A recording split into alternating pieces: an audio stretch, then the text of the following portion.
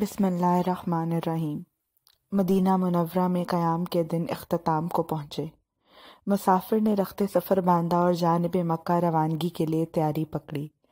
صبح صادق شکستہ دل اور پرنم آنکھوں کے ساتھ قدم آگے بڑھائے۔ دور سے مسجد نبوی کے مینار ہجر و وصال کا منظر پیش کر رہے تھے، اور کہیں دل کے بہت قریب جدائی آنکھیں بھگو رہی تھیں۔ الوداع، الوداع کہنا کتنا مشکل ہوتا ہے، یہ آج پتہ چلا تھا۔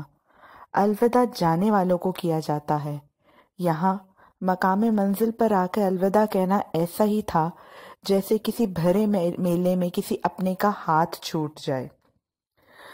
دل انتہائی افسردگی کی لپیٹ میں تھا۔ یہ کیسی منزل تھی جہاں پہنچ کے سفر باقی تھا ابھی، جبکہ مسافر کے پاس اب زیادہ راہ بھی نہیں تھا۔ مدینے کی گلیوں میں پھیلی وہ خاص خوشبو ہوا میں رچی ہوئی تھی اور مسحور کیے جا رہی تھی۔ کانوں میں باز گشت گونج رہی تھی۔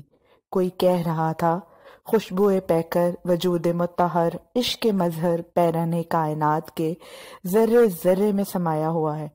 محسوس کر ان ہواؤں میں آج بھی ولادت ظہور کے نورانی کمکمے اور معطر گلوں کی دل فریبیاں رقص کر رہی تھیں۔ میں نے ایک لمحے کے لیے اپنی آنکھیں بند کی اور تاریخ کے جھروکوں سے ایک پر نور منظر دیکھا، جہاں انہی گلیوں میں آقا صلی اللہ علیہ وآلہ وسلم نے اپنے قدم مبارک سے اس زمین کو خوشبوؤں سے سجایا تھا، جن کے پسینہ مبارک سے تخلیق گلاب ہوئی، جن کے پر بہار تبسم سے کلیوں نے چٹکنا سیکھا۔ کیا خوشبو تھی وہ، کیا عالم تھا! میرا وجود ناتواں بے ساختہ بند آنکھوں کے ساتھ اس زمین پر سجدہ ریز ہو گیا۔ خاک خاک سے کیا ملی، ایک جہاں آباد ہو گیا۔ اشک آنکھوں سے رواں ہو گئے کہ اس زمین کے ذروں میں میرے آقا کی مہک ہے۔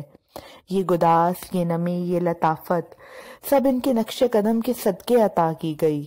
بس ایک سیل رواں تھا اور دل بازبان تھا کہ کاش یہ آنسوؤں کی نمی میرا پیغام دل سوز لے جائے ان تک۔ کاش اسی مٹی سے مجھ کو پیام حیات آئے، یہ مٹی میری قاصد بنے اور میری تڑپ اور محبت کا پروانہ لے جائے۔ کاش میرا ہجر مکمل ہو جائے، کاش یہ خاک یہیں کی مٹی میں گم ہو جائے اور فنا پا کے پھر سے معتبر ہو جائے۔ کاش آقا فرمائے یہی مٹی تیرا مسکن ہے اور یہی تیرا مدفن ہے۔ کاش، کاش، اے کاش مجھ کو بھی نصیب ہوں ایسی سعادتیں، میں خاک بن کے ان کے قدموں میں دھول ہو جاؤں، ذرہ ذرہ اس مشت خاک کا پیشانی سے چوموں اور اس آستان مقدس پہ بس مقبول ہو جاؤں۔ الصلاۃ والسلام علیکہ یا رسول اللہ، الصلاۃ والسلام علیکہ یا حبیب اللہ، جزاک اللہ۔